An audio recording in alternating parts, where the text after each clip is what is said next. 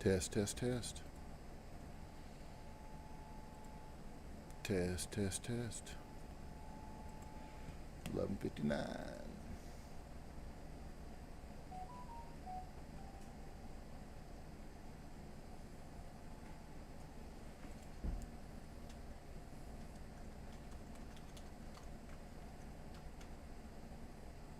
What's the date? Today is the 8th. 2/8/21.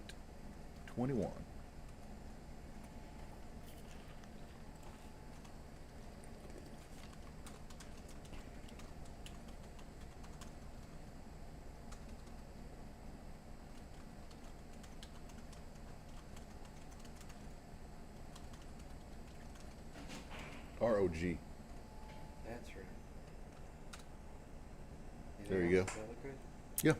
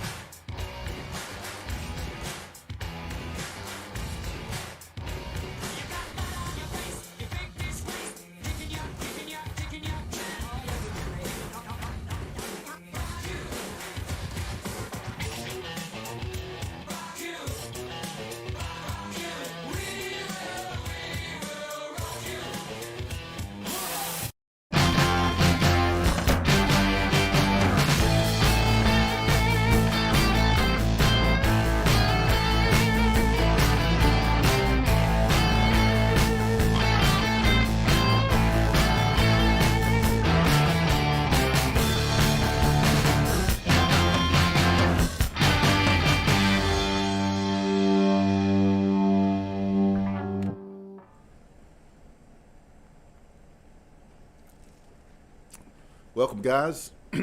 Welcome back. I guess I should say good noon because it's too late for good morning and it's too early for good afternoon. So it's just plain old good noon. We're glad you guys are here. We are on the air and live at AJ's Bar, located at 651 South Main Street in historic downtown Grapevine, Texas, where mystical things happen. That's right. Mystical things happen, don't they, Tony? They do. Maybe because we're in the shadow of the immortal winged 6'2" unicorn with a 9-foot wingspan named Imagine.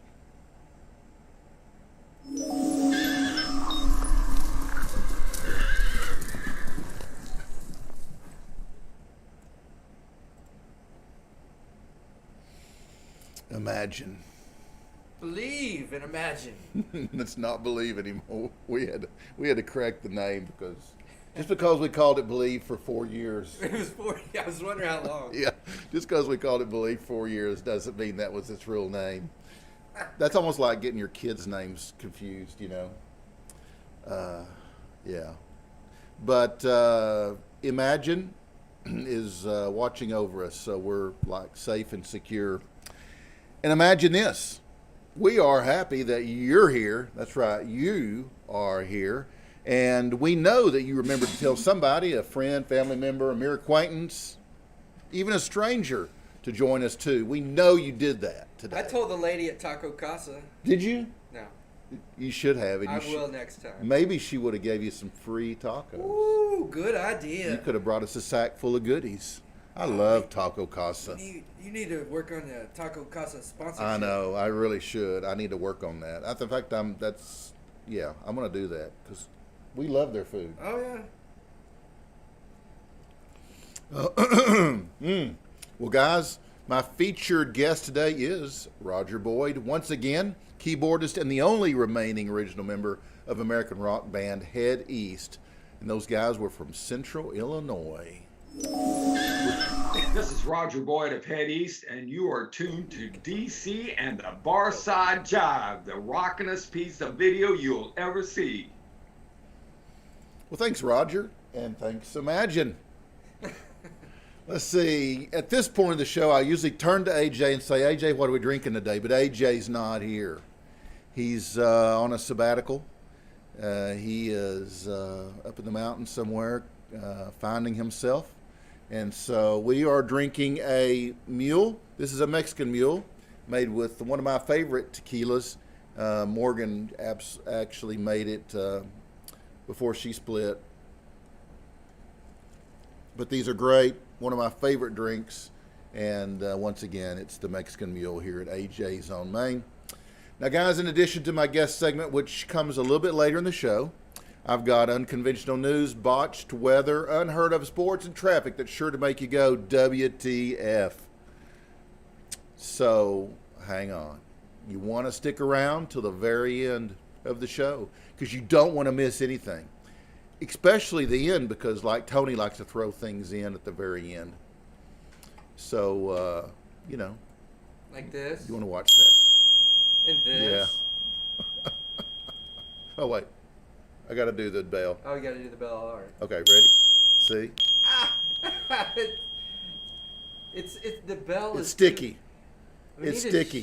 We need to shorten the bell file because it's like 3 seconds long. It's sticky. Okay. Yeah. So be sure to stick around like our bell till the very end because we've always got something special we stick on the end. Yeah, We got to fix that bell. I know.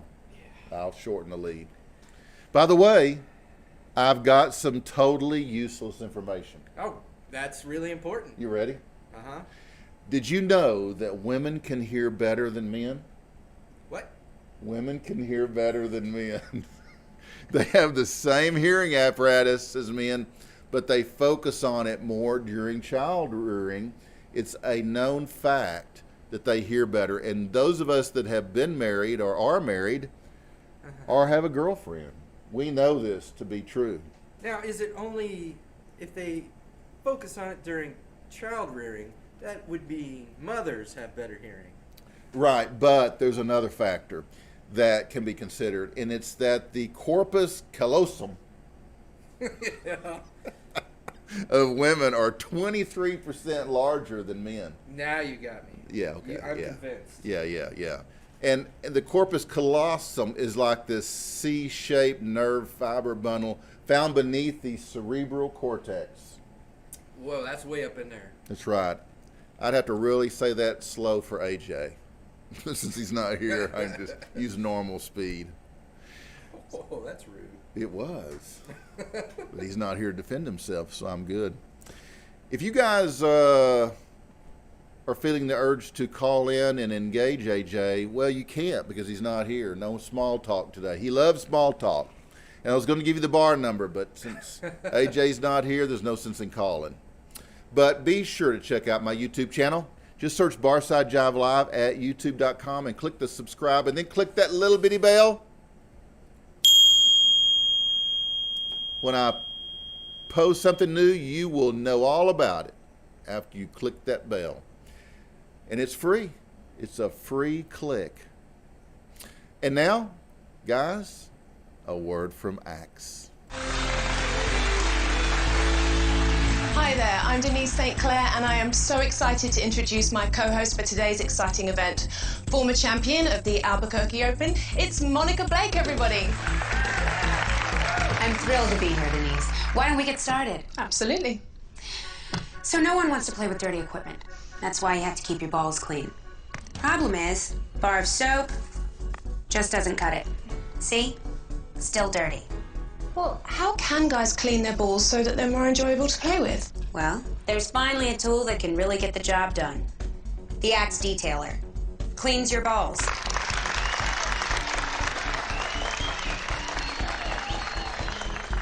Why don't we start with these small balls? With a soft side for lather,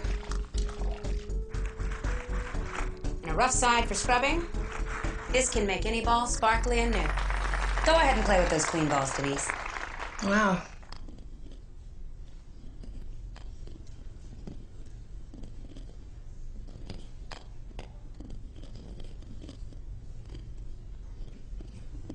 play with these balls all day.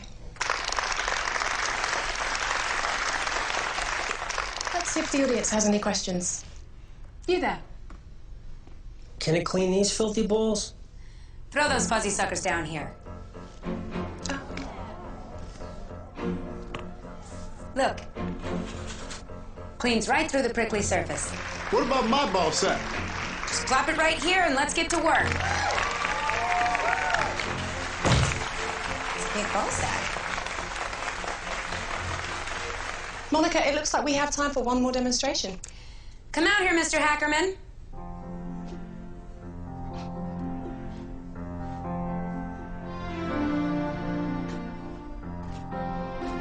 Monica, can you help me with these dirty balls? Hank, the axe detailer offers such a crazy clean. Can even clean your old balls.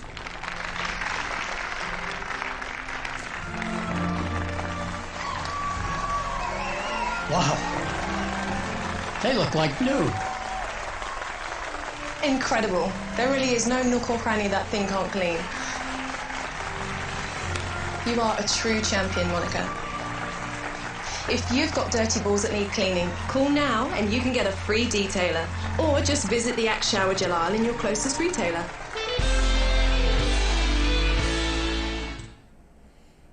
Guys, make sure you get that detailer with your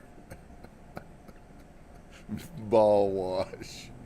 Okay, well, it's time again for that segment with all those big-ass raving reviews. And I'm talking big-ass raving reviews here. Breaking news. Whoosh, bum, bum, bum, bum.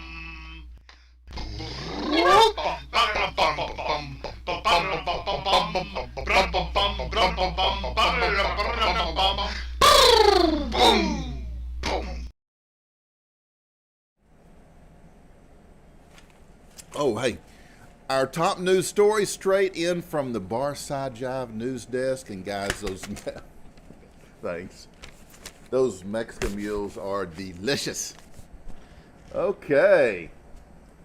From the Barside Jive news desk, AOC claims she was killed in the Capitol riots and is now a ghost. Straight out of Washington, D.C., Representative Alexandria Ocasio-Cortez gave more harrowing testimony of her experience during the January 6th riot at our Capitol. At our Capitol. She said it was even worse than what she had previously revealed, stating that she was in fact killed by the riot and is now a ghost. That's right, guys. It was very, very, very scary riot, she said. Not like one of those nice BLM ones where all that happened was someone's barber shop or something got torched. So scary, in fact, that I was killed by it. Murdered by my colleague, Ted Cruz. Wow, this is an intense. By Representative Nancy Mace, who tried to deny AOC's trauma by saying she isn't actually a ghost, and then tried to pull off of AOC what Mace claimed was just a sheet with like eye holes in it. Mace was booed by all the reporters in unison, like they had practiced booing beforehand. Legend has it that AOC now haunts the halls of the Capitol, making loud bumps and noises in the night, though some claim that's just because she sometimes gets the sheet on backward. And this chameleon may be the world's tiniest reptile, but its genitals are humongous. Okay, scientists studying an extraordinarily small chameleon species called the Brookesia nana, whatever, have learned an intriguing fact. While the male of the species might be the smallest reptile in the world, it has disproportionately large genitals. Brook Nana, a new extremely miniaturized chameleon that is rare and possibly endangered, according to researchers, was found in the rainforests of northern Madagascar. Isn't that where Alex the lion and his friends Marty, Melman, and Gloria hang out? That's where Ralph the Tyrannosaurus Rex is from. Madagascar? Uh-huh. Are you sure? Yeah, because I just made it up. We don't make up things on this show. No, it's all Everything's real, legitimate. 100% fact. Everything's legitimate. I'm busy over here fact checking as the show goes on. That's right. You're at the control center making sure everything runs properly. Anyway, researchers measured a male and a female specimen and discovered that the males are smaller than their female counterparts. But despite its small stature, researchers said, the male had large, apparently fully developed hemipenis. Wow. In other words, a pair of penises, not just one, guys, but two, that measured about 2.5 millimeters long when fully exposed or enlarged. Did you use What'd you both at the same time? I don't know. I guess, well, if you've got two girlfriends. Yeah, Did you show them the picture? I did. Yeah, did you see the hemipenis? No, not really. It's right there It's by like a those big back blur. legs. Is it pointing backwards? I don't, I've tried maybe that one's before, that backwards and hurts. one's forward. Oh, yeah. maybe. Yeah, There you go. Yeah. Then you can just back on up. yeah. And then, yeah. That worked good in Oh, threesome. man. Sometimes we just go really low here at Barside Jive, but there you have it. Oh, guys, wait a minute. This just in. This just in. This just in. Let's go to Lucas, who is on scene in Leavittsburg, Ohio, where multiple houses are on fire. Do you know how this fire started? Yes, I do. It was because of my cousin. And I don't want to mention no names. Your cousin. Yes. And you said you think your cousin started this. Do you know how or why? He's mad because he can't get with me. I'm married to my husband. And it's a long story. Just make it short. Yeah. He can't get with her. Okay, well, that is the reason we should drink more. Right there. Okay, guys, are you ready? It's time for Rock History.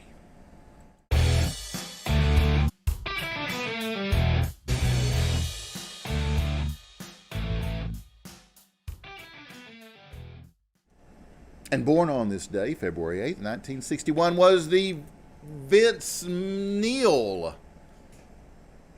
Born Vincent Neil Wharton, lead vocalist for Motley Crue. And also born on this day back in 1969, great year, was Creed Bratton. Lead guitarist for the Guess Who from 67 to 69 and is best known for playing a fictionalized version of himself on the NBC sitcom The Office. And born on this day in 1946, now we're going way back, drummer Paul Wheatbread, who has very little photos on Google.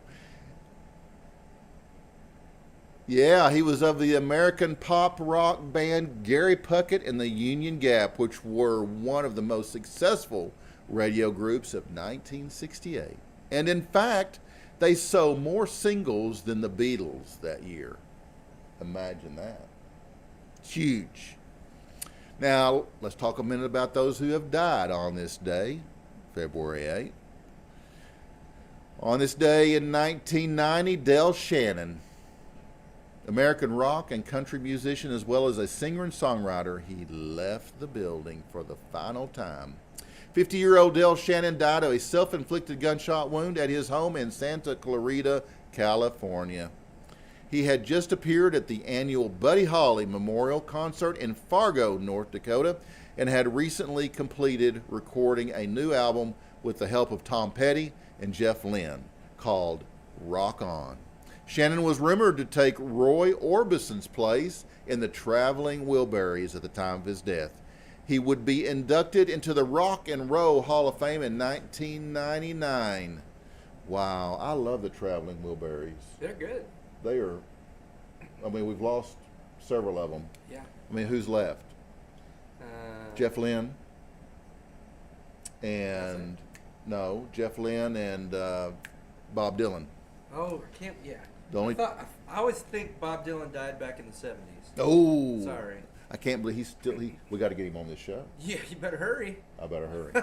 Now, I one better thing hurry. about Del Shannon, there's a Tom Petty song, but it talks about Del Shannon. Yeah, it's in the lyrics. Yeah, Yeah. yeah. So I love that song because it's like I imagine Del Shannon and Tom Petty working on a Corvette in the middle of the desert. I don't know why. Well, it's cool though. Yeah. It's cool. It's cool. In Fargo, Why Fargo? I don't know, but I love that movie. I have not seen it. You're kidding me, Fargo, dude. Nah. You got to watch it on a cold winter day. You got to watch it. Okay. You got to watch it. I recommend it. It's good. Also on this day in 2005, Keith Knudsen, longtime Doobie Brothers drummer, died of pneumonia. Of course, if he died of pneumonia today, they would have said he died of COVID. Absolutely. Yeah. The 56-year-old had been battling cancer and had been in the hospital for more than a month.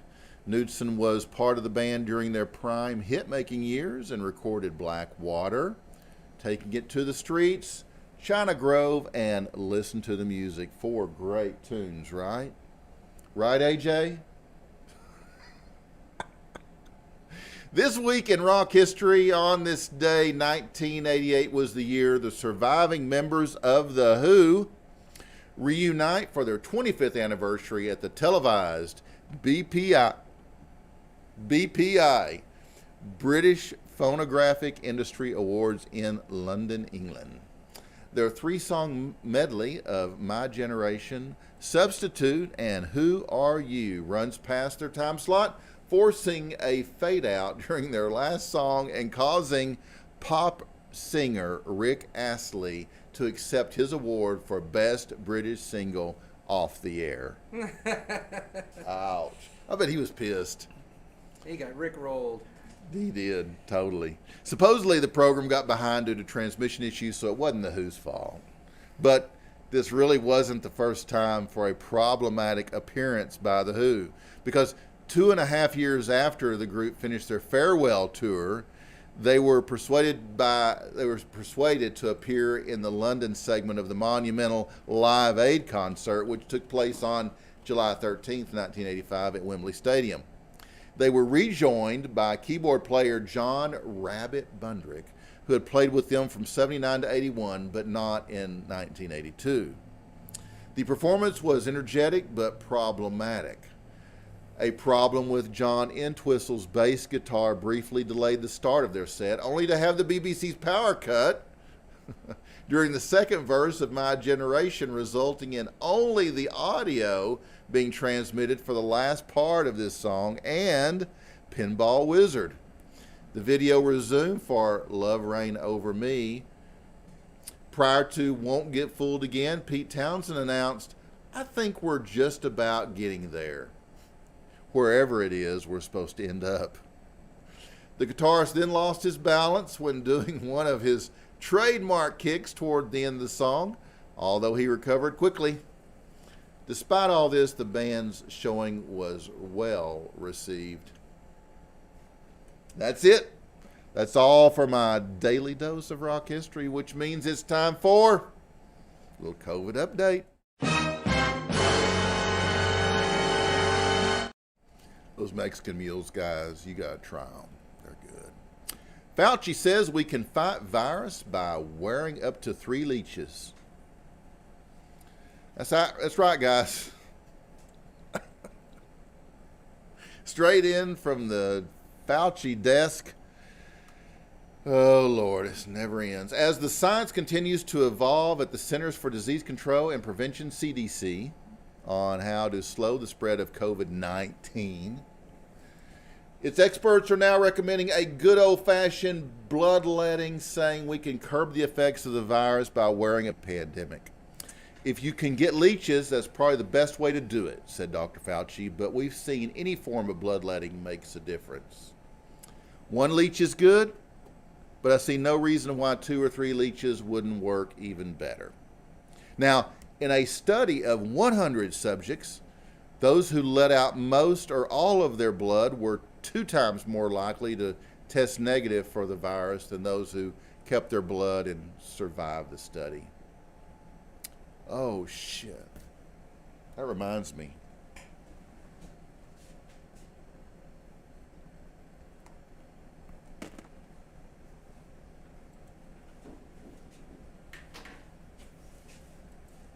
Getting cold? I'm supposed to have my jacket on this whole time.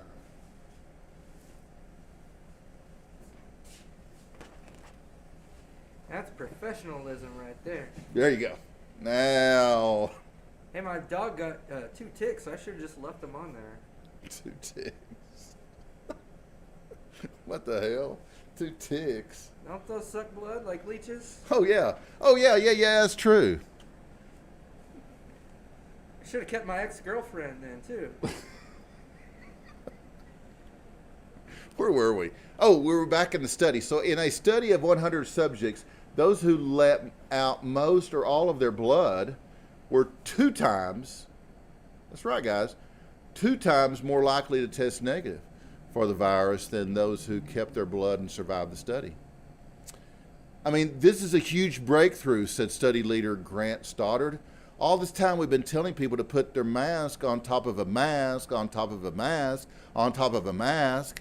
And what we should have been doing is just telling them to bloodlet. Anyway, 5 minutes later, Dr. Fauci said that actually leeches do nothing and might kill you, and I never said otherwise. And there you have it. More from Dr. Fauci, I'm sure, in future episodes. Okay. Oh, so when I was a younger guy, me and my buddy Phil, we were cleaning up around the dock of our lake house out in East Texas. And so we're like coming out of the water to come in and eat lunch. And all of a sudden we see these black things all over his legs. They're freaking leeches. So wow. Phil was like freaking out. We were like, so we got like lighters and held the lighters up to them, and they released. But Wow. it was kind of gross. But it reminded me of that scene in African Queen? no, what was the movie with John Candy I don't know. where they fall asleep in the boat out in the lake and they wake up and they've got leeches all over them. I haven't seen that. Oh, it's a good movie. I can't remember the name. What's the name of it? You guys tell me the name of that movie. No one knows. No one knows. Okay. Anyway, so if you don't know, just let's go to sports.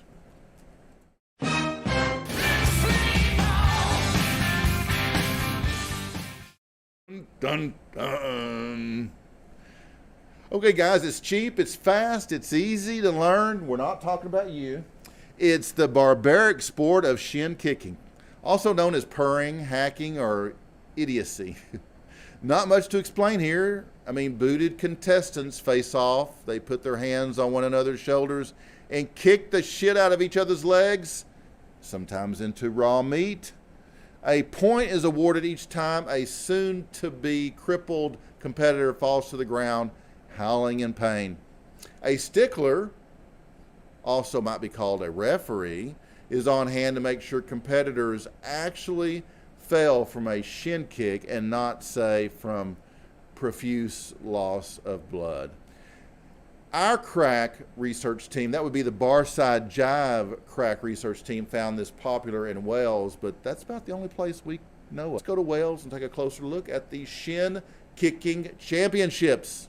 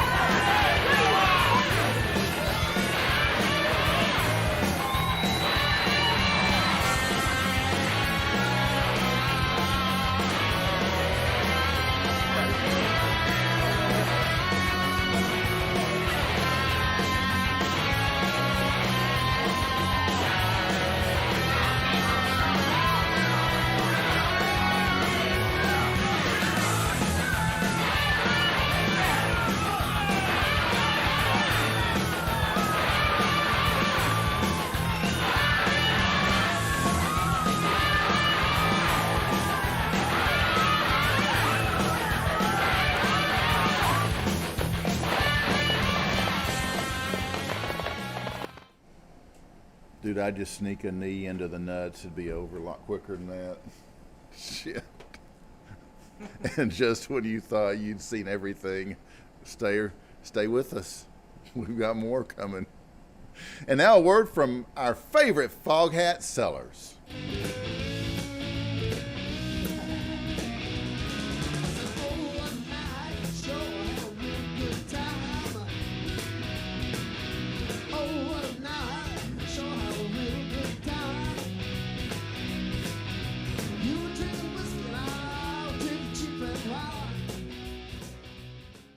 Hi DC, thanks for having us on your show.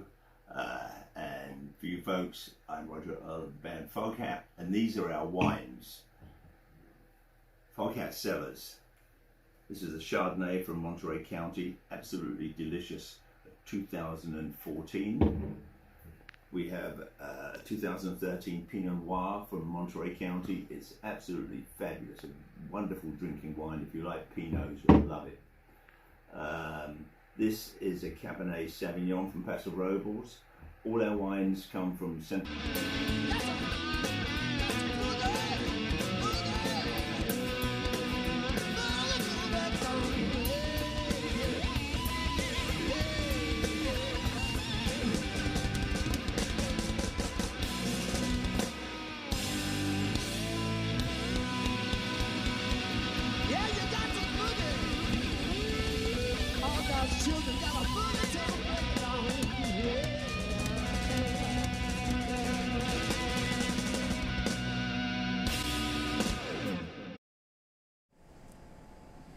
And guys, if you use the coupon code Barside Jive on the checkout screen, you will get 20% off your purchase. Not 5, not 10, not 15, but 20% off your purchase. So get your bottle, even one autographed by drummer and only remaining member from the classic lineup, Roger Earl, today.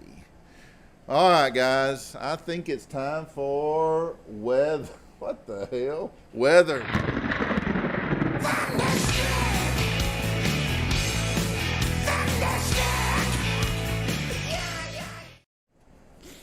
Oh, Tony. All right. Huh? And the weather. Yeah. From your Barside Jive Global Weather Center, where we try to stick to the current weather because forecasts are always so wrong, including our own. Here we go. Local AJ's weather is currently cloudy and 49 degrees. Today's high is 58. Air quality is pretty good. Wind is out of the south at about 14 miles per hour. 14 and a half. 14.5 miles per hour, changing north to northwest at 10 miles per hour this evening. That means we may have some cold weather coming. Humidity is at 84% and a 21% chance of showers this evening. Oh, the sun's going to set at 6:07 p.m., which means we're getting a little more daylight. Yeah. Yeah. And you know what moon phase we're in? Number 2? You're right. Oh. The waning crescent. Oh, good. Absolutely, the waning crescent. You know, we are supposed to get some colder weather later in the week. In fact, by Friday, I think the high is low 30s, guys. So we do have a winter. Might only last for 24, 48 hours, but we will have a little winter this year. And yes, AJ, I'm sure if you were here, you'd remind us that it's a little moist. Just a little moist. He loves that word. Well, anyway, let's go to Deshaun in Weather Central, who is standing by that fancy-ass weatherboard. Hey, Deshaun, how's the weather in D.C. area today? The good news, this rain keeps cruising, can't stop, won't stop moving. Hey, are we out of the woods yet? Are we out of the woods yet? Are we out of the woods? Are we in the clear yet? Are we in the clear yet? Are we in the clear yet? Are we in the clear? Well, I can't promise you that. Why you gotta be so mean? But then again, give me a little bit of time to explain here, and I'll let you know if it's gonna rain forever or if the concert's gonna go down in flames. It'll be a great night to dress up like hipsters and make fun of our exes. Hey, haters, you can leave some hate. Just shake, shake, shake all that rain off and go right back to dancing like you're 22. Well, we didn't hear much about the weather, but we did hear a little bit about Taylor Swift's lyrics. That dude totally has his head wrapped around her, doesn't he? Hey, I got a Taylor Swift joke. Make it swift. Okay, so you got to do the sound effects for me, okay? Okay. So no, we got to do a new one. You got to do it yourself. You got to Okay. say poof. All right.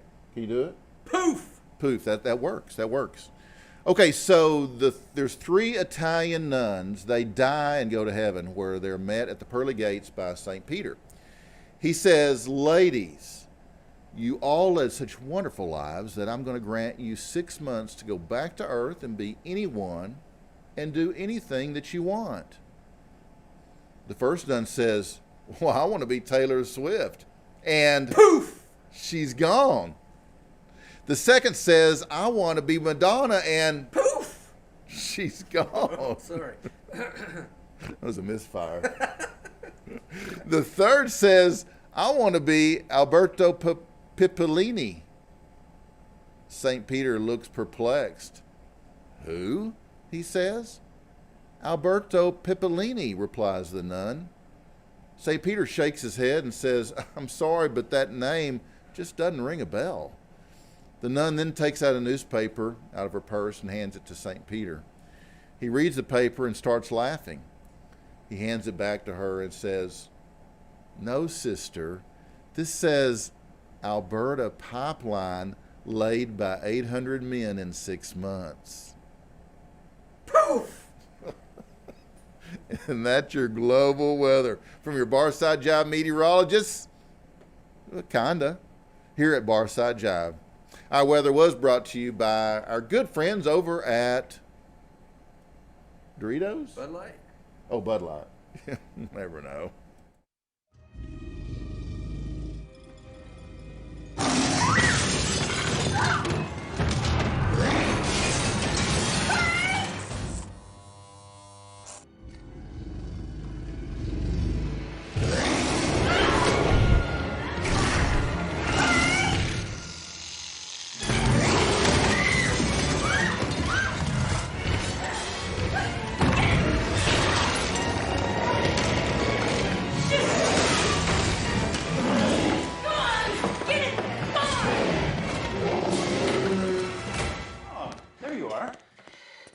You forgot to lock the car again. I did?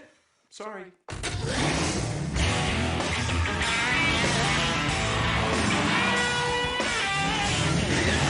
The 469 horsepower E55 AMG. Feel the power of a Mercedes.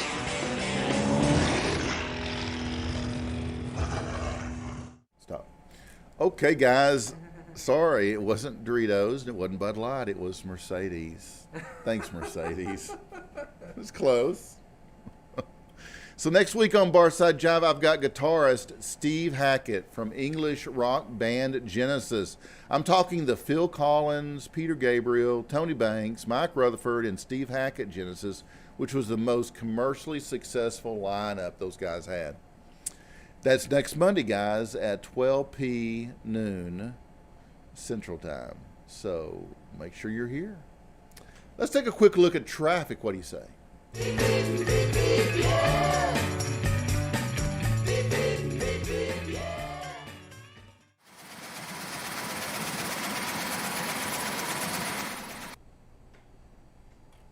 Well, guys, it may be fine here on Page Street in historic downtown Grapevine, Texas. I had to check real quick. But let's go to Alex on location in Northern California in the city of Chico near Highway 99 for a closer look at local road conditions. We don't have it.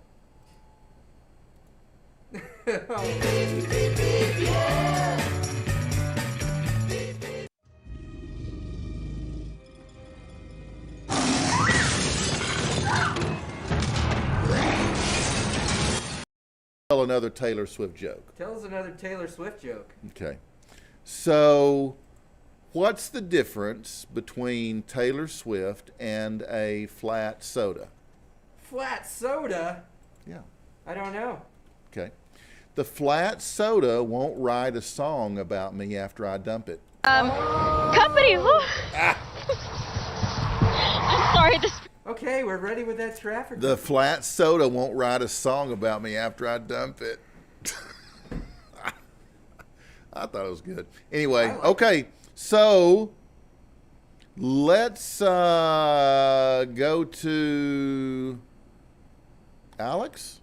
Yeah, on location, Northern California, in the city of Chico, near Highway 99, for a closer look at road conditions there. Company. Whew.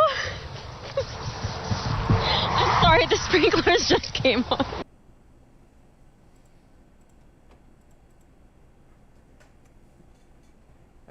Let's do it one more time. Company. Whew. I'm sorry, the sprinklers just came on. Wow. So if it's not technical difficulties on our end, it's it's sprinklers on Alex's end. So I guess we really don't have a report from Alex today, but all that for nothing. What's her name? Is it Alex or Alex? Alec or Alex? With an X. Alex, yeah, Alex. Okay, Alex, maybe next time. Anyway, hope those sprinklers didn't get you too wet. Moist. Yeah. That'll bring us up to our featured guest segment, which is sponsored by Hip and Hippie. Hip and Hippie is a planet-loving company known for its high-quality, earth-friendly, 100% recyclable candle line. And don't forget those natural body care products, because that's what keeps us looking so good. It's no wonder eco-supporting people love Hip and Hippie. hipandhippie.com.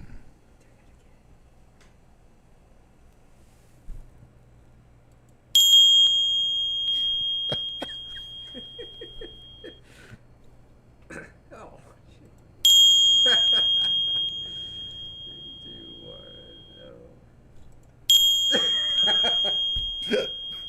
Okay, guys, head east. Head east, head east, head east. An American rock band originally from East Central Illinois. The band was formed by vocalist John Schlitt, guitarist Danny Piper, keyboardist Roger Boyd, bassist Larry Boyd, and drummer Steve Houston. Those guys met and formed the band while Roger, John, and Larry were studying at the University of Illinois. Steve was at Eastern Illinois University, 45 miles away, and Danny was not in college at all. Eventually, both Larry and Danny dropped out of the band. I thought it was going to say out of college, and I was going to say that's not true because Danny didn't go. But eventually, both Larry and Danny dropped out of the band and were replaced by Mike Somerville on guitar and Dan Burney on bass. The band achieved success in the Midwest during the 1970s, but fell into obscurity in the following decades on both coasts while remaining strong in the Midwest and in the South. They remain best known for their hit, Never Been Any Reason. I'll be right back with Roger Boyd again after this quick break.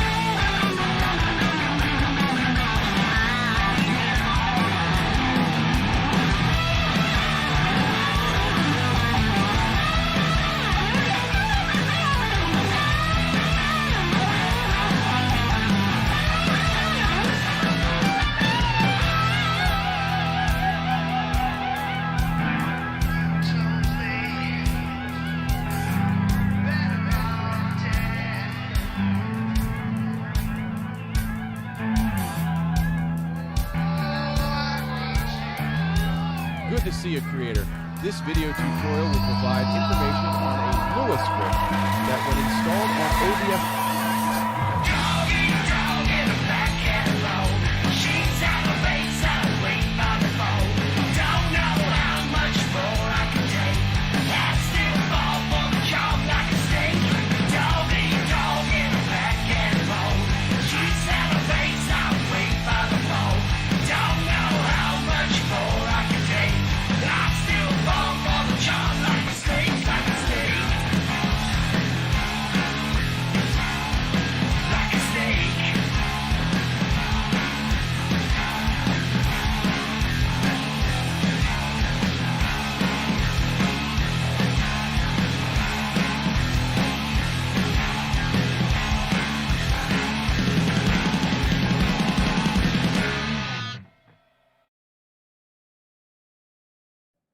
Well, who was your major influence early on in your career?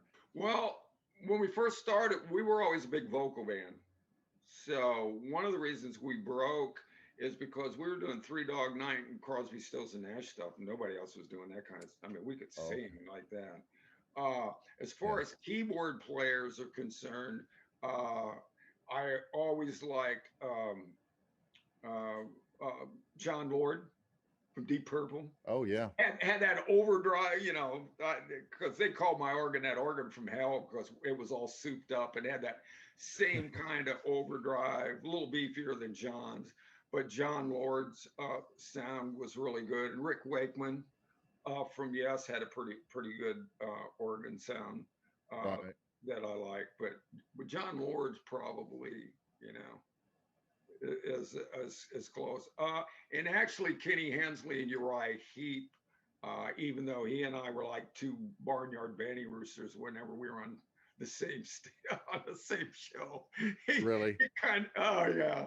The first time we played with him was in Wichita, Kansas at Century 2, and they got done with their sound check, and we still hadn't broken quite as big where we were headlining all the time anymore. And I just waited till he got to the edge of the stage and just laid on top of my organ. Man, his head snapped around so quick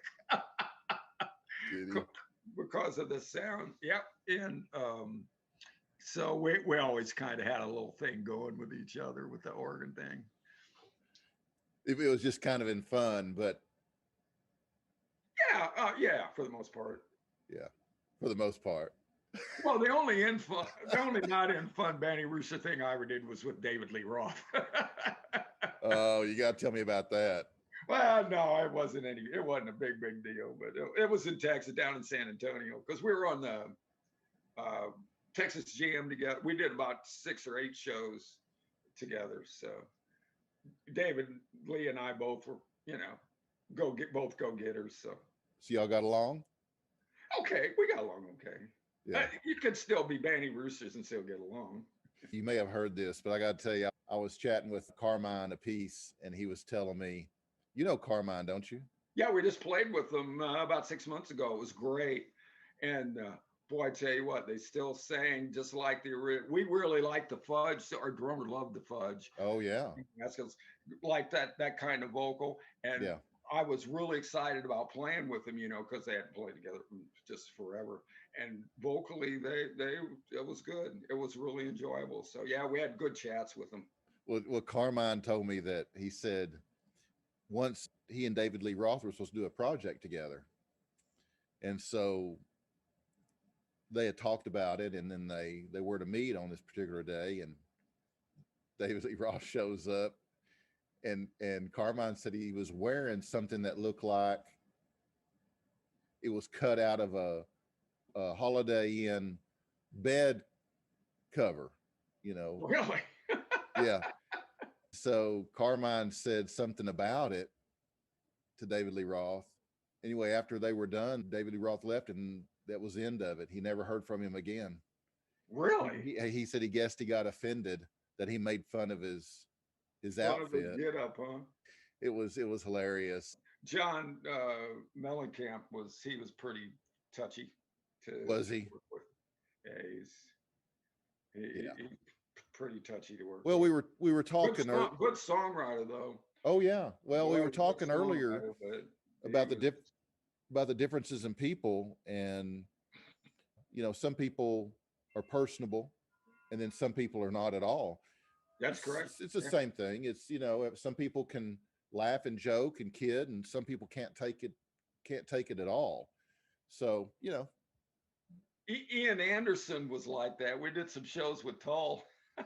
Oh yeah. And he'd walk off the stage and people holler at him, "Nice show, Jethro." And he just, like, first times we played with Jay Giles, and I'm sitting there talking to the guitar player and just shooting the breeze and being real friendly. And he says, "Oh, I'm Jay Giles, guitar player." I said, "What?" Because you never saw him. He was in the back of the stage. It was Magic Dick and everything. I said, "Man, how'd you end up calling the band Jay Giles?" He says, "Oh, they just liked the name." I said, "Okay." Wow, isn't that funny? That's so funny though about Ian Anderson. Oh yeah, Ian absolutely turned purple. I got to get him on. I got to do something with him. I got to get a hold of him. He is what to me, he is what he appears to be. Yeah. Which is an 18th century minstrel. Yeah. I mean, he's your Outlander. Yeah. Well, yeah. Ian found the magic stone and put his hands on it, and he went back there, and that is where he is at. That's funny, man. That is so funny. I got to edit some of this stuff though, because I'll eliminate some of my potential guests. Oh, I mean, Ian, I don't know how he would react to that, but I mean, yeah. But I don't mean that as a bad thing. I mean that as and when you listen to his music, I mean, that's, oh yeah, he's an old time bard. Yeah.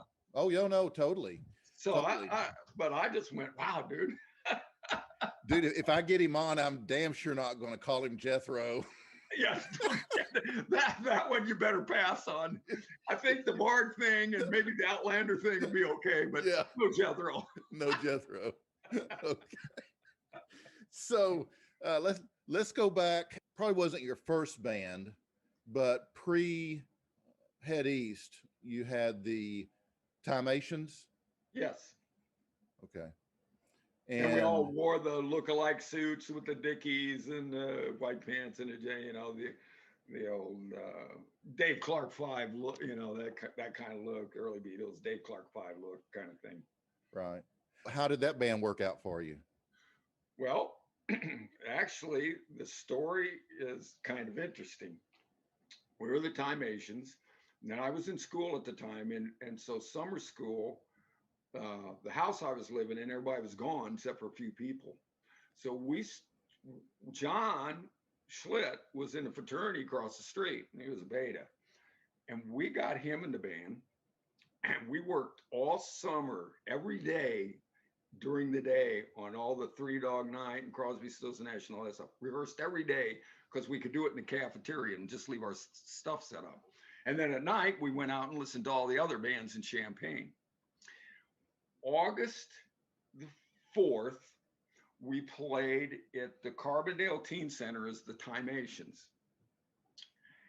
They got in a big fight, and the cops even maced everybody.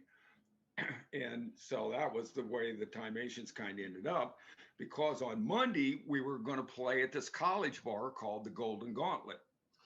And it was the first time we could play in a bar because Steve Houston's mother would not let him play in a bar. She's very hard religious, very religious. So we thought we had a gig on Monday. It was in Carbondale too. So we just stayed over and we set up on Sunday in the Golden Gauntlet, and we're going to play on Monday night. And we decided we were going to change our name. From Saturday night, the Teen Center's knew us as Timations. So we were going to go to Head East. We decided that was going to be the name. So we're rehearsing on a Sunday, and Homer goes, who's the manager, really nice African-American guy, he goes, well, you ain't getting paid on Monday night. I go, what? This was set up by a friend of John. He goes, oh no, that's audition night. I go, you gotta be kidding me. So we're about ready to pack up, and he goes, oh man, he says, you guys are gonna kill everybody. He says, you're a killer. And one of the other managers said that. Monday night, all the hippies and the kids that were going to summer school went to the Golden Gauntlet because it was audition night, and the bands were generally terrible. And so they'd throw ice cubes at them and lemon peels at them and everything else. We ramped into all this Crosby, Stills and Nash and Three Dog Night and Steppenwolf. This place went crazy. They kept us every night the rest of the week, the next week, and playing with the other bands that came in the next week and the next week. We played almost 2.5 months straight there, and we were off. Wow. I go, this is what I want to do. Head East is breaking. And so we hit December, and John and Steve tell me they can't keep doing it. They got to go back to school. I go, you're kidding me, right? And so at the end of the year, that was it. So for the next 3 years, I had some really good bands. Green Bean Jean, who was one of our girl singers, she was on her way in Los Angeles and got killed in a tragic car wreck. Very talented, did the Tonight Show a couple times. But I had 3 different bands with female and male vocalists.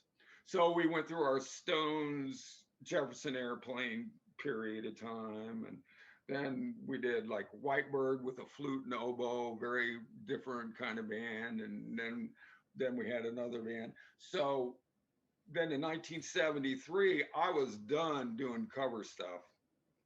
I'd already shown people I could put together 3 or 4 different bands. They were some of the best cover bands around. So I go, look, I got this down. I don't want to do this. I want to cut an album, and I want to take a shot at it. And so I quit playing for about 5 or 6 weeks, and John and Steve were graduating. And so they played their proms out. I said, you can play your proms. I don't want to play more proms. And so I got a hold of John. And so then that was it for the band. And I go, we're going to put John, Steve, we're going to come back in the band, which they did. And then my brother, who had run it through prom season. And then we decided that, I said, all we're going to do is work toward having an album. I don't care if we get less money, because as soon as you start getting into more of your original stuff, you don't get quite as much money, because they don't want to hear that. That's why tribute bands are so big. Everybody wants to hear that. In fact, we were playing a club one time, and the guy goes, you can't be playing that original stuff. And I said, we just got an album that come out. And he says, I don't care. I said, okay. So I went back up there. I said, and here's Jefftown Creek by Jethro Tull. And they liked it. And the club owner was fine, man. Wow. Speaking of Jethro Tull. But so from 73 to, and we had a different guitar player at the time, from 73 to 74. No, that's when we got Mike. We tried out 52 guitar players in 2 or 3 days.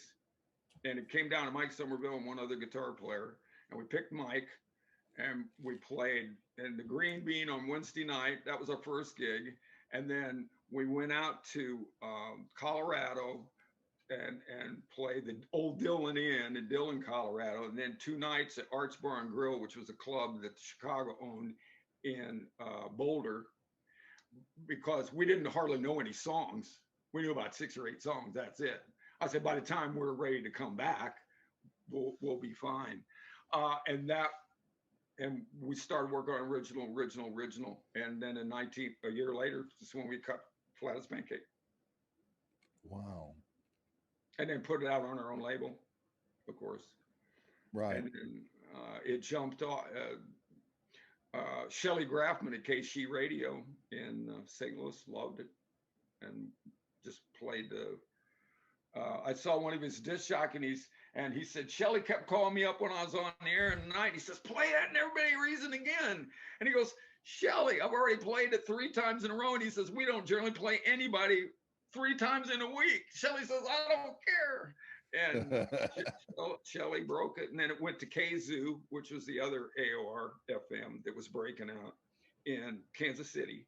I'm not KZoo. KZoo's Dallas. What was it?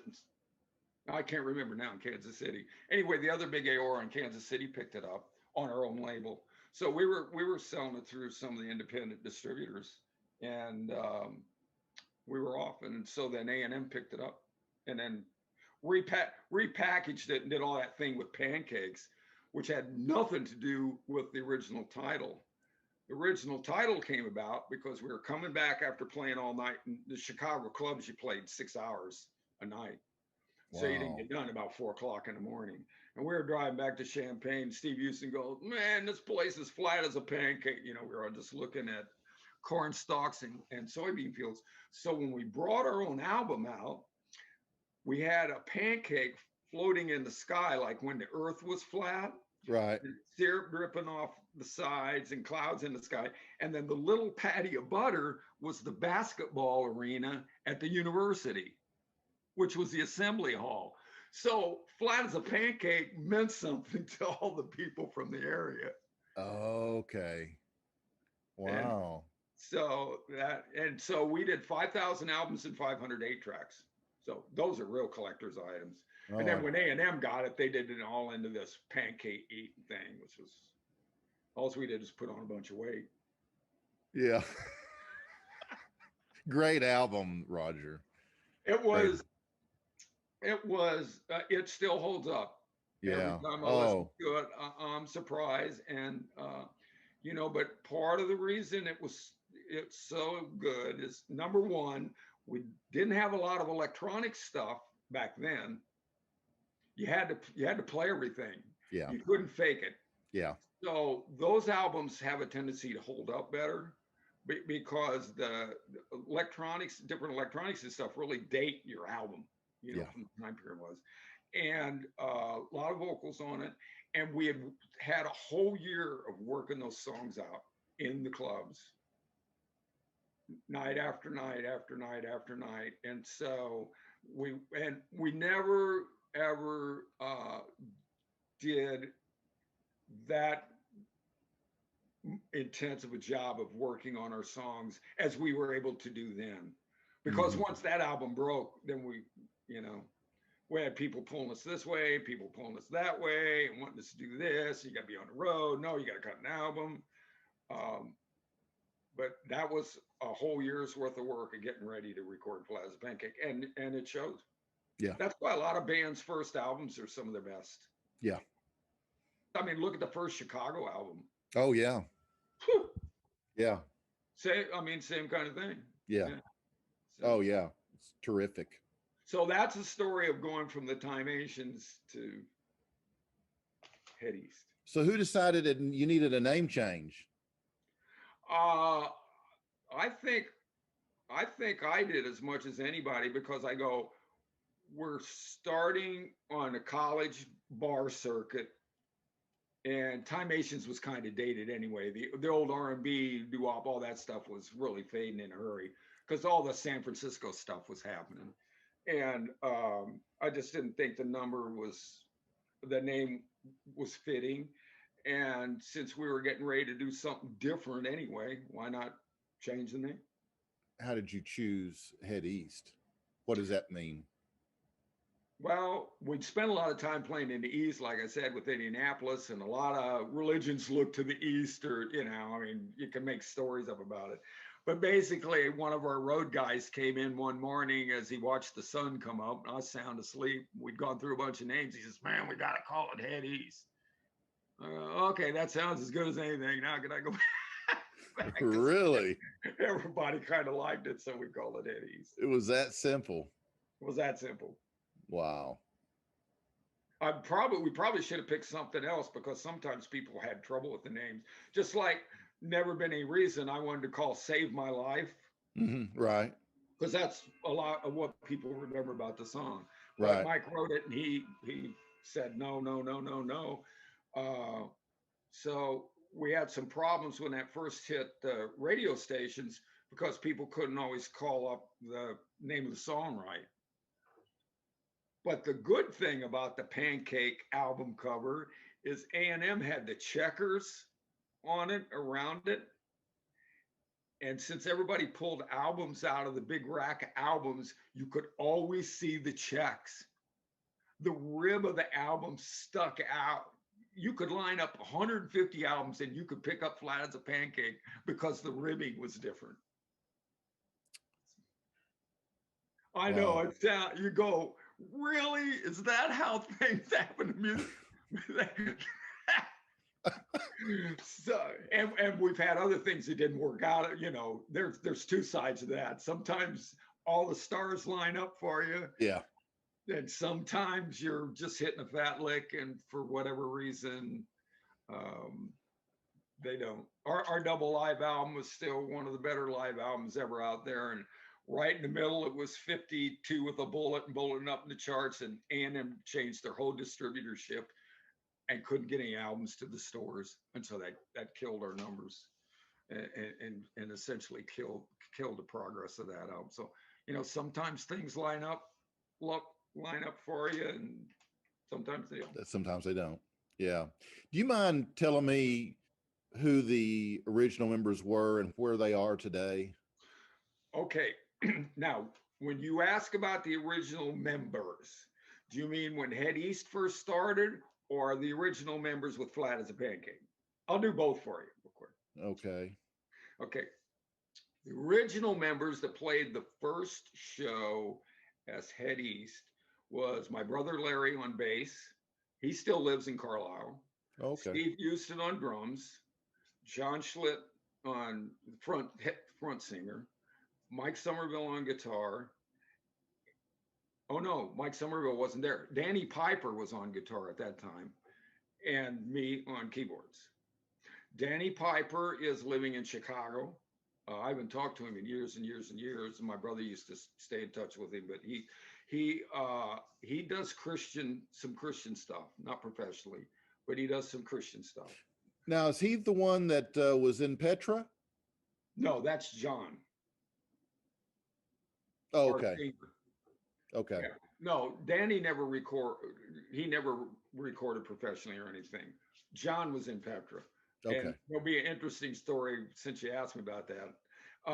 And then in 1973, when we all got back together, my brother Larry on bass, Steve on drums again, John lead vocal, Mike Somerville on guitar, and then me. And 2 weeks before we were going to cut Flat as a Pancake, my brother says, I can't do this. To which we go, what? He had a child at the time, another on the way. We had borrowed all the money ourselves. Me and John and another guy put it up, and he thought the risk was too great, and he just didn't think he could do it. Really?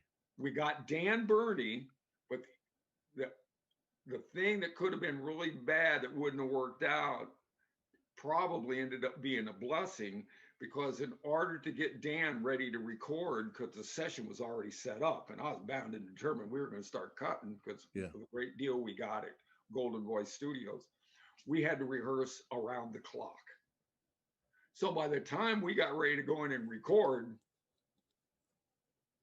we were in sync. We were smoking. Yeah. So, you know, who knows if Larry would have stayed the bassist. I mean, Larry's a good bass player, so musically, you know, it should have been fine. But that was the deal. And then that band, you know, lasted until April 20th, 1980 was our last show. And then John tried to do a solo thing for a while. It didn't work out. And then he went off to do some engineering in Utah or something. When Petra lost their singer, apparently they got a hold of John. You know, I don't know what kind of tryouts or anything had happened. Actually, in some respects, and I've told this to John, in some respects, John actually ended up being more valuable to Petra because he had the perfect story for Petra, which by the way, he wasn't supposed to be talking about, because he'd signed an agreement when he left Head East. We took care of all the business and he didn't have to worry about that. Yeah. That he wouldn't use Head East promoting whatever else he did. But with Petra, he was saved from the sins of rock and roll. Okay. from all the drinking and all the drugging. Yeah. And so he was instantly on the 700 Club, PTL. So he was the darling. Right. Right. Right. And so he had a great story for Petra. You know, the story of a small town guy, we all had that on Head East. But his story for Petra, you know, when I talk about the stars lining up. Right. They lined up for him. Lined up for him. You know, because he was I mean, people used to say something to me about this, that, or the other, and I go, you know, because they kind of trashed us. I had to call Petra a couple times and go, you got to cut that out. I'm gonna have to sue you. I go, it was the same God, the same talent. You know, I mean, your guy was a good singer with us, and he's a good singer with Petra. But with Petra, he had the perfect story. Yeah. About how he was saved from the sinful ways of rock and roll. Right. Well, Petra was a rock and roll band. It was just Christian. Striper was a rock and roll. Well, band. that's true. Petra was on the lighter side. Yeah. But I mean, they did some That's good. True. I mean, they obviously did some good stuff. But Striper rocked. Yeah. But yeah, Petra was considered by Christian standards music at the time. Petra was definitely a Christian rock band. Yeah. But that's what I said. I mean, John just he was the right guy at the right time with the right story. So, you know. Never Been Any Reason was such a big hit for you guys. So tell me the backstory on that song. Who wrote it? Mike wrote it. He wouldn't let us change the title, which I always thought was a mistake, and cost us some. It had the synthesizer on it, which was a different sound, which caught the ear of the radio folks. And, I never really probably didn't capitalize on it like I should have. The record company wanted us to do another song like that, and Mike didn't want to write another song like that. Actually, Never Been a Reason made us seem like we were a heavier rock band than we were.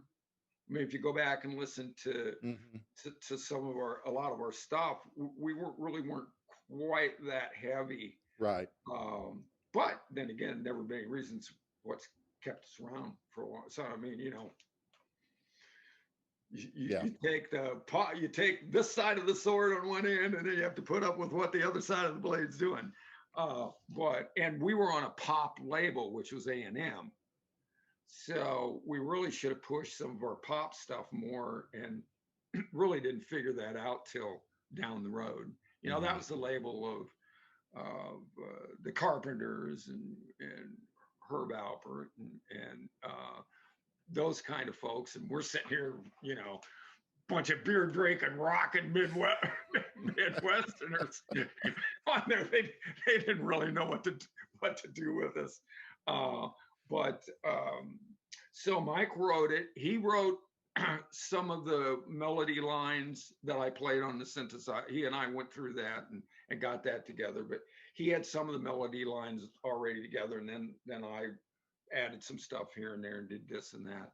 But our band mostly wrote individually, which was good up to a point, but there's some drawbacks to that. There's a lot to be said for writing as a team. We didn't do that as much. I kind of like the individual writing because it's a kind of a personal story, and if you can get it across, I think that has a lot of merit.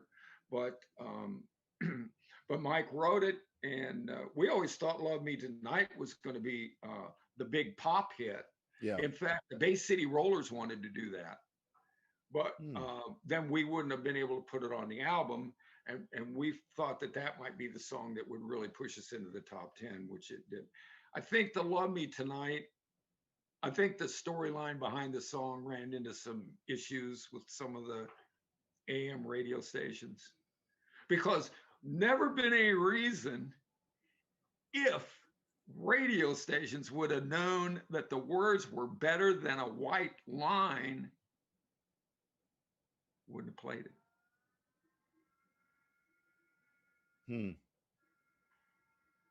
Like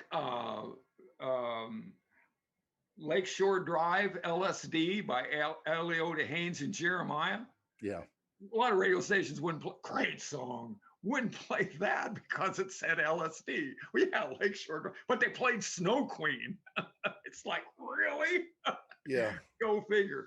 So, but I didn't think of, I kind of thought about it at that time, but John wasn't always really clear with his diction, singing. Yeah. Well, I always had to push him on that when I was cutting his vocal tracks. You couldn't tell clearly exactly what he was saying. Yeah. And so we'd be sitting up there playing that song and people be going, better than a white wine and better than a white lie. And so we never ran into, I mean, once again, the stars got to line up. And so the fact that they could, and that is why there's no lyric sheet to the album. Oh, really? Exactly. There couldn't be.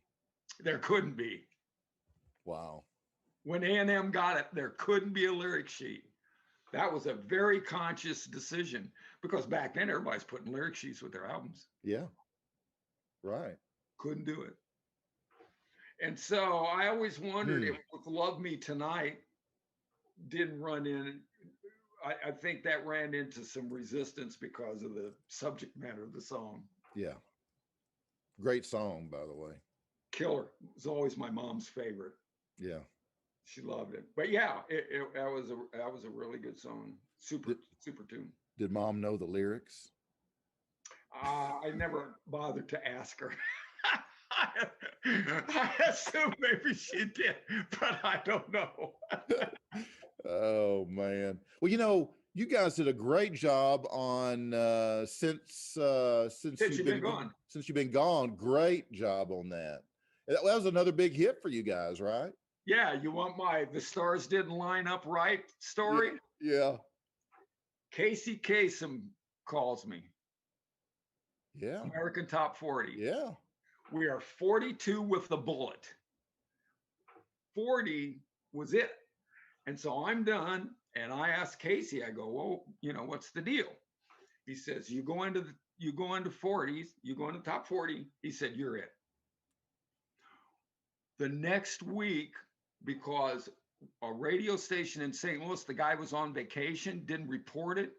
We went from 42 with a bullet to 41 to gone. My interview is still sitting in some old Casey Kasem's tape. Really? What happened? We didn't go in the top 40. I mean, that's how quickly things happen in the music, which by the way, there is just got bumped. Yeah. Wow. I don't know. I mean, it took me probably decades and I still don't know if I've ever fully recovered from that. Yeah. I mean, it was just, it was devastating. Oh yeah.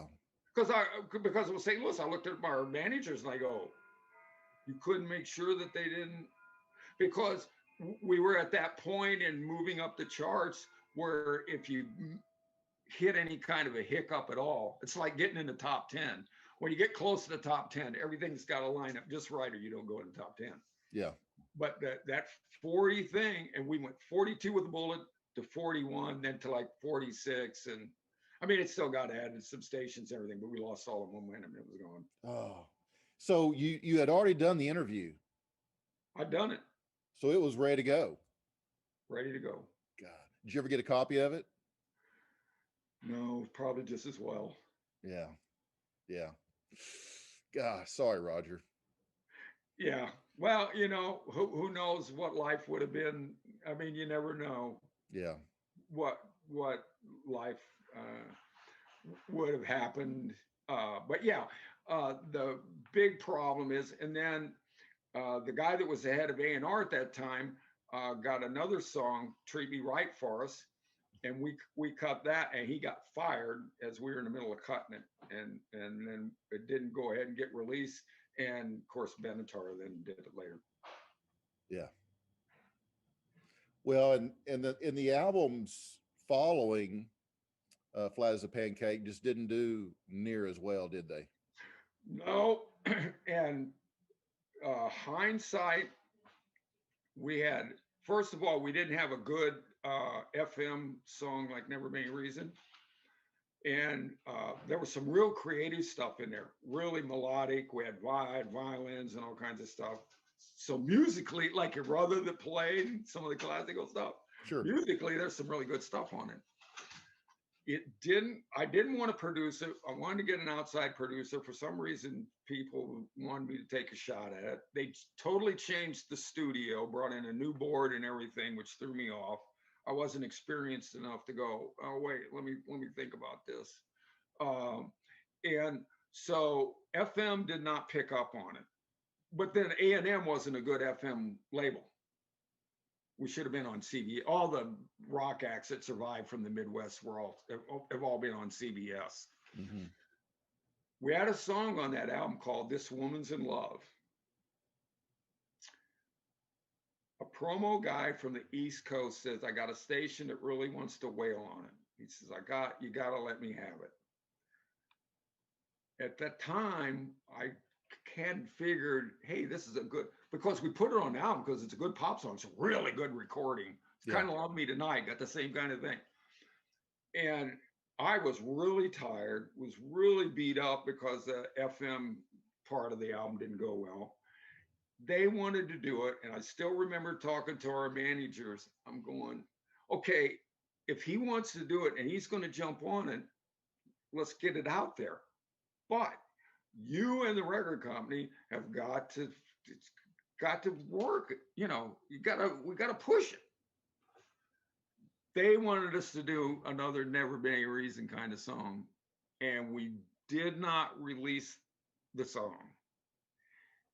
And as I listen to some of the commercials today I see on TV with some of the songs from the 70s, that because it had a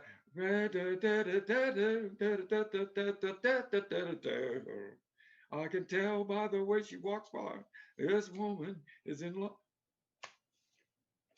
But who knows? It might not have been, you know, you don't know if it would have been a hit or not. But that was a mistake, not going ahead and releasing it no matter what, because now that promo guy probably the next time, since we didn't do what he asked, probably didn't push our next record as hard. And so that album didn't do us up the slack. Right. You can't always do that. Look at the Stones. The Stones got 40 some albums. How many of them do you remember? Right. Just a handful. Yeah. So what we really should have done is I should have edited Jefftown Creek off of Flat as a Pancake. We should have tried to put, and we thought Ticket Back to Georgia would be a great single. Mm-hmm. We should have tried to push a couple more singles off of that, because A&M, that's where their strength of their promo guys was with the top 40 market. Those guys weren't rockers. A handful of them were rockers. They loved the band, but the other guys were all top 40 guys. And then we didn't do This Woman's in Love. So that was the fact that Since You've Been Gone came along, and it looked like we'd recovered and we're going to get there to make the next leap up on the national stage. And we just were that a hair's breadth away. So, wow. And so after that, it was just, and then the live album, they just blew that. And it was, you know, then the dynamic things started, dynamics and this, that, and the other. Then the band didn't stay together that much longer. Yeah. Which was too bad, because A Different Kind of Crazy had a song, If You Knew Me Better, on it, that bands in Europe were playing.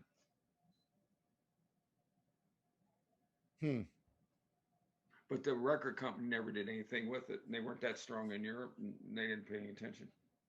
Wow. So, yeah. But anyway, we're still around. We're still head east. We're still rocking. Never Been Any Reason is still considered up there with some of the best done from that time period. And so, you want to look at the glass half empty or the glass half full. Yeah. You guys, At my did you older not? age, I like the half full. Yeah, I do too. You guys weren't plagued with a lot of substance abuse and bad management problems, were you? Yes, You did? You had your fair share of that? we had enough of it. Did you? The management issue, every band that had a concert promoter as a management company, it's a big conflict of interest. So our managers used us to get better. We were with Premier Talent, which was the big agency in the country. They had Who, et cetera, Tall, et cetera, et cetera, et cetera. They didn't push us like they should have. A manager is going to go out and fight and do everything for the band. It's like getting a fiduciary and investments. Your interests are number one. Mm-hmm. They were concert promoters. And so their interest really was their number one, not in pushing us. So they never, other than the first trip out to Los Angeles when we got hired, I don't think they ever went out and met with the record company people at all. It was me.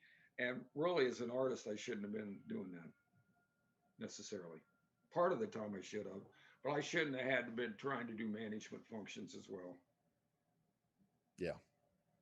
And so that was a problem. And then, John is correct. I mean, we were a big drinking band. So there's no doubt about the fact that alcohol was a problem for the band. 2 bands that owned half of our own publishing. Wow. And it's made it, believe me, it's made a difference. I still get checks twice a year. Yeah. Well, that was smart on someone's all these part. Years. Because bands, look at John Fogerty. And, I mean, that guy didn't own anything out of any. So they took him to court when he did center field, said he was plagiarizing his own song. You gotta be kidding me. That's what the judge said. The judge goes, really?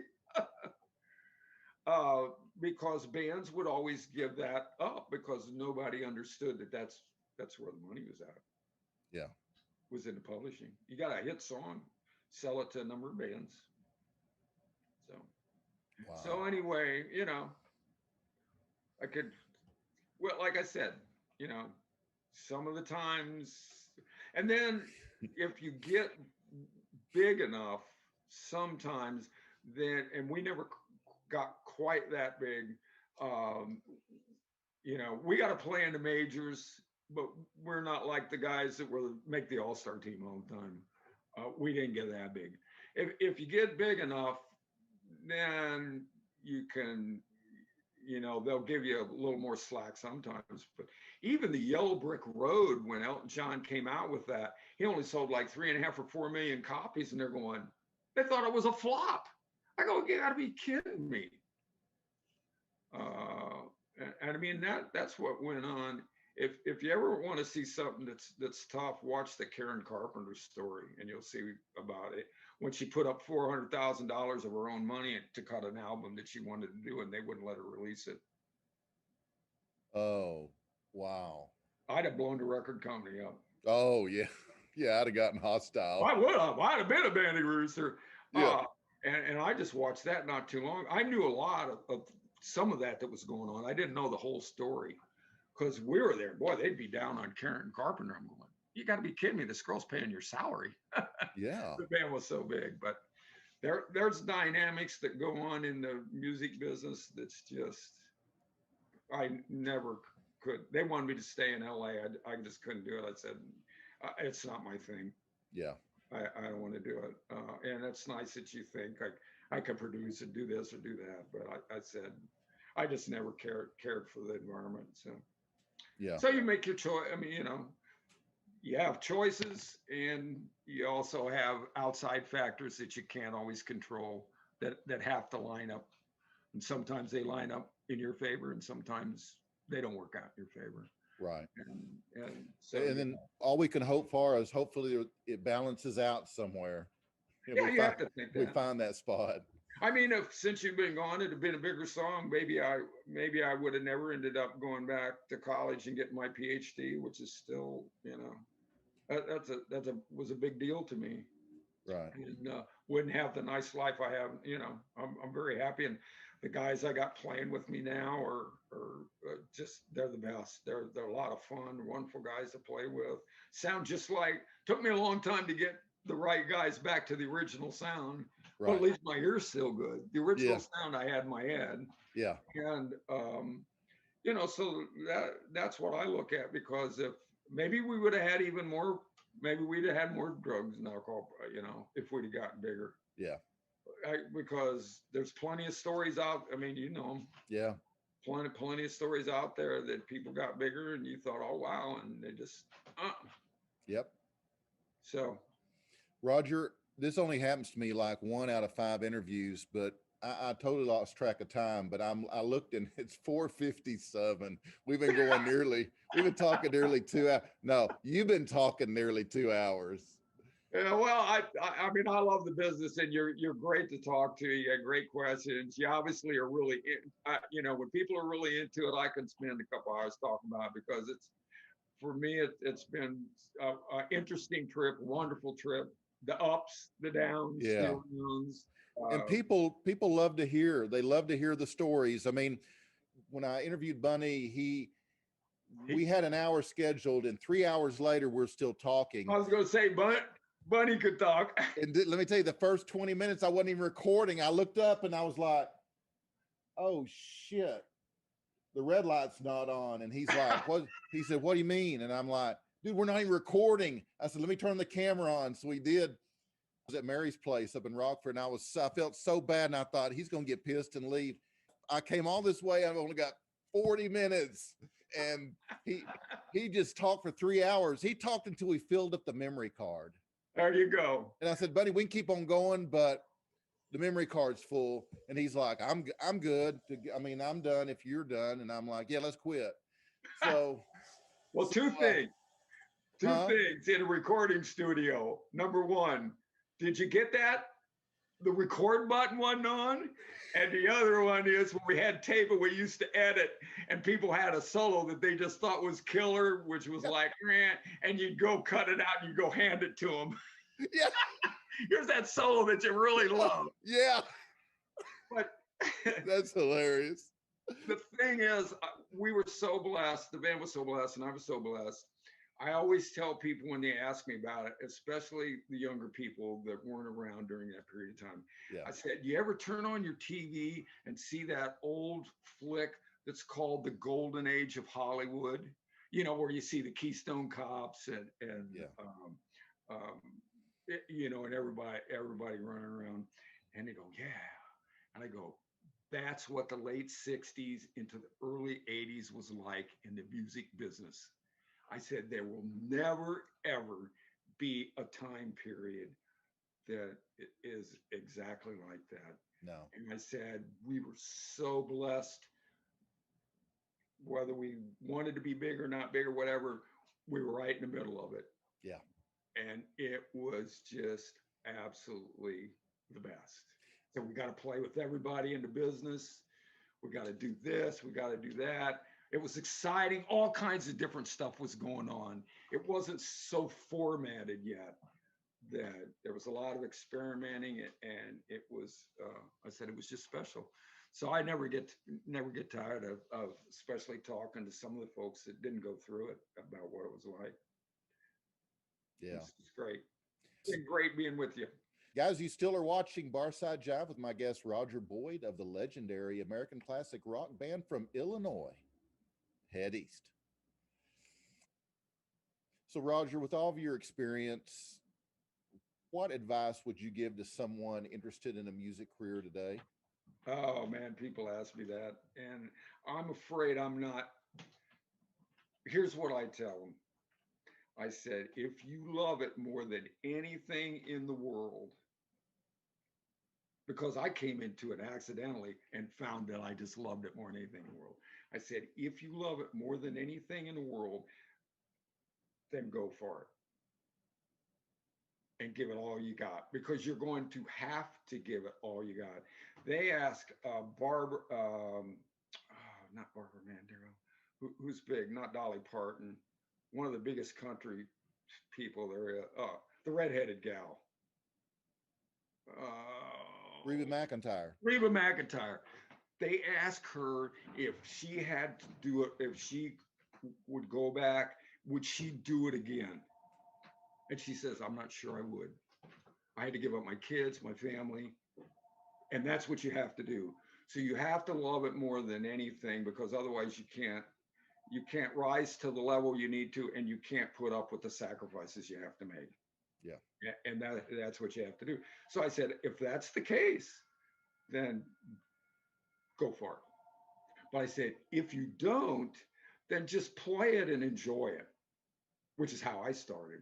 Just do it for fun. And then you may find out that you really like it, you really want to do it. Okay, then do it. I said, otherwise, just enjoy it. Don't beat yourself up, and don't have your dreams crushed because so few people make it at any level. Like I was talking about Pavlov's Dog and Mama's Pride. Pat Liston's one of the best singers-songwriters around. And he didn't have good management and wasn't on a good label. And they had 3 albums and never went in. And he's talented. I go, so we're still good friends. And I go, see, he does solo stuff now, and he's better than when he was in a band. That's better when he's band. Really? And tells all his personal stories.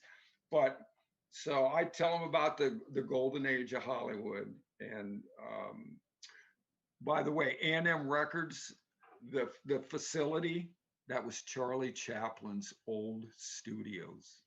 Really? And every time I went through those gates. Wow. Yeah.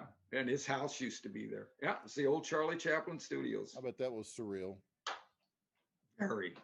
Yeah. Very. That was one of the neatest things about being on A&M, was going Wow. to their studios was so neat. But that's what I would tell the youngsters. If you love it more than anything, and then you have to figure out what you're going to do. Mm-hmm. I mean, because what we did, I mean, the kind of stuff that's going on today I wouldn't be in the music business probably today at all, because I love the tour and 150 touring, I mean, people don't tour anymore. You tell people you do 25 or 30 shows a year, they go, oh my God.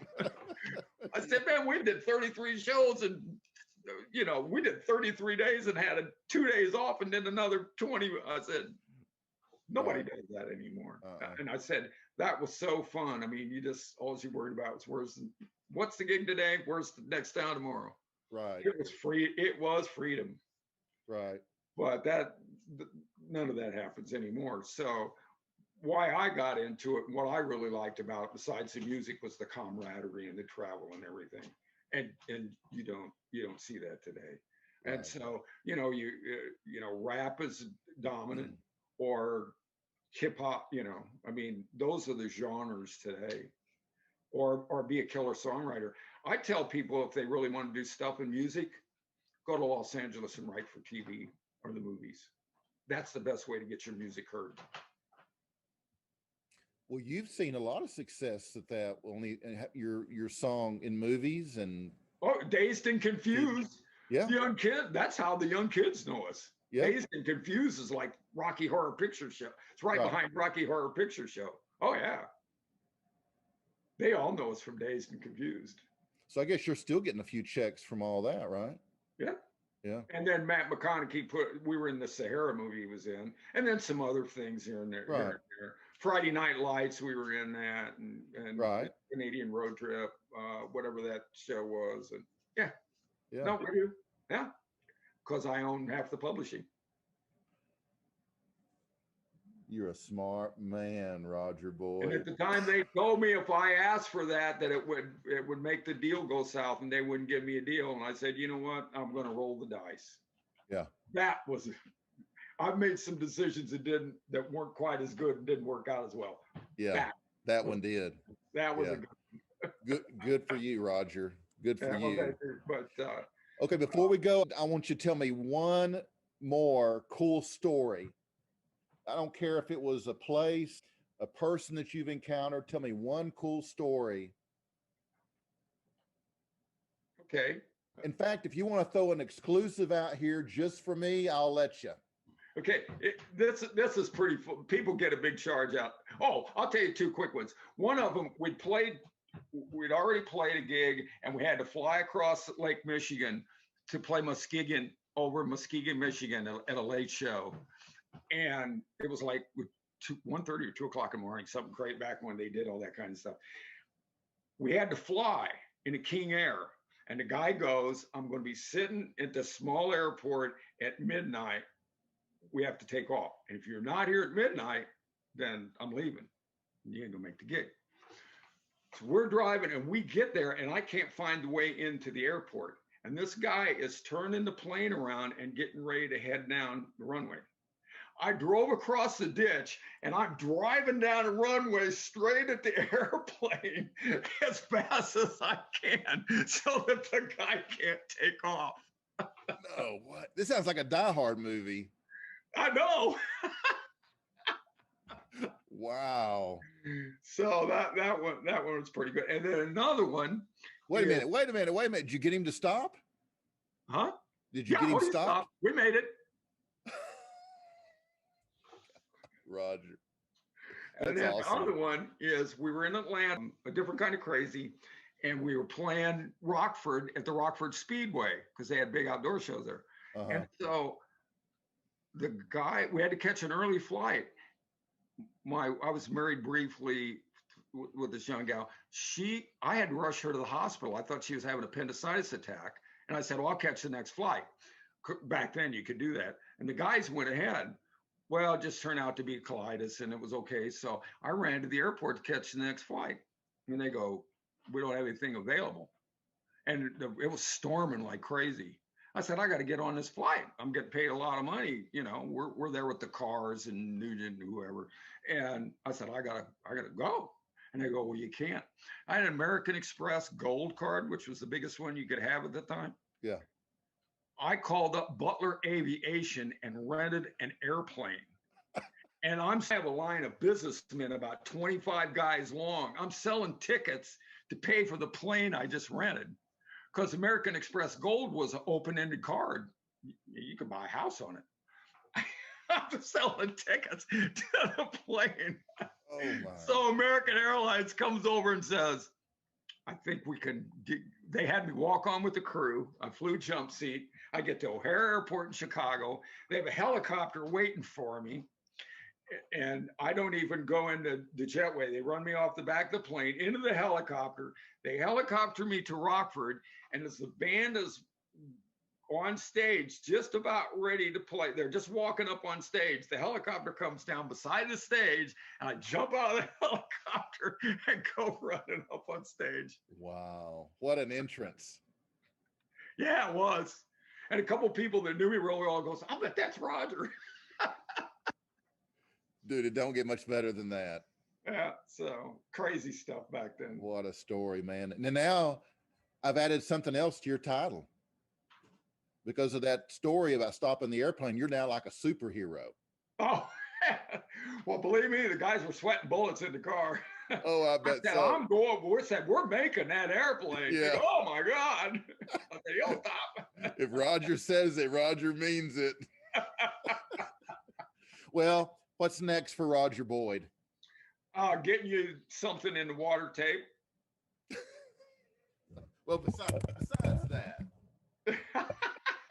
So you gotta text me your address. I will. I'll see if I can't get it tracked down. You know, with the COVID thing, we're really staying so quiet. Rita got her shot yesterday. She's a nurse and she's volunteered to go back in and help give shots. Okay, so cool. short-handed. So they just gave her a shot. So she's going to start, and then I'm going to help them out too. Because I got a master's in social work counseling and helping arrange schedules, make sure people get back and get their second shot. So I'm going to work. But so I'll be able to get mine probably in a week and a half or 2 weeks. But we've had 2 close calls.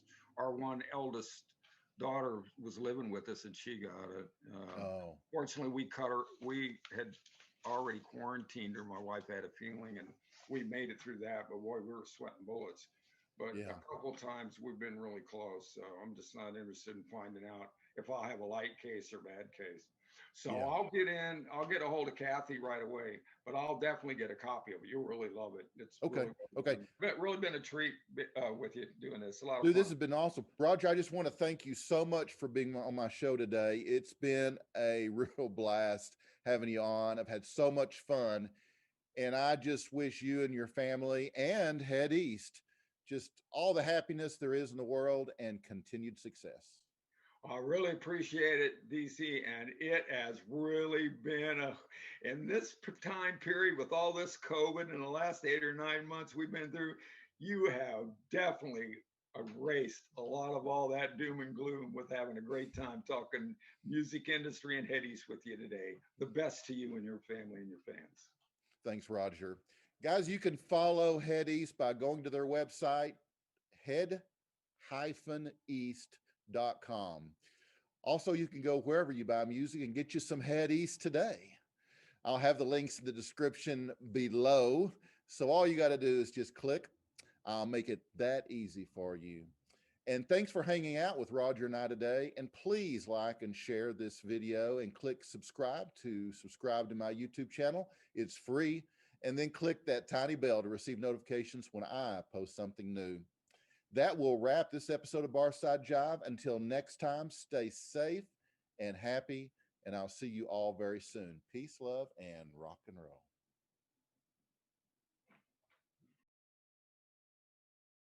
Barside Jive shall not be responsible for any incorrect or inaccurate information caused by this broadcast.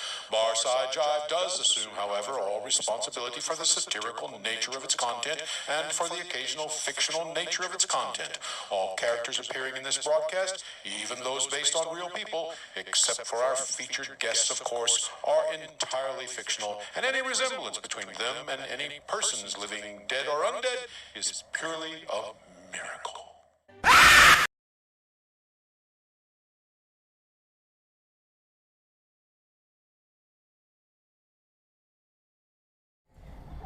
What's your name?